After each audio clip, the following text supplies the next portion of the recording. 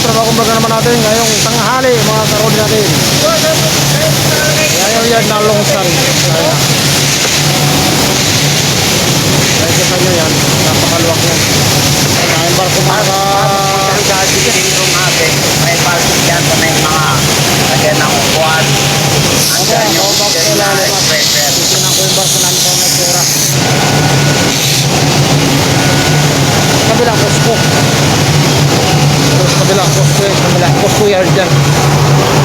Ito sa kabila namin longsan. Kabilang posko. Kabilang posko.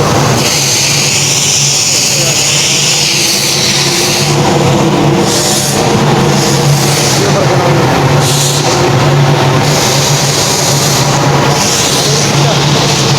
Gawa na yung kanyang room. Ito yung kabila. Gusto yung kabila ng barko na yan. Isin mo yan. Yung kaibigan ko. Adnok. Nakakaulit na sa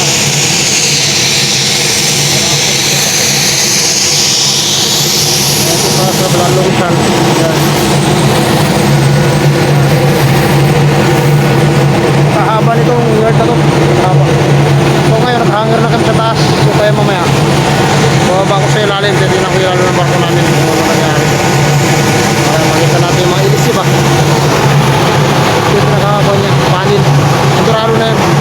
Kasi mga wings namin. Yari na mga wings namin yan. Dilinis na lang. Bali wala to.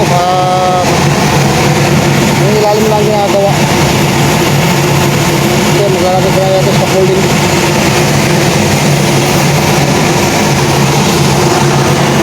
Yung mga takbo dyan, mga tagahin.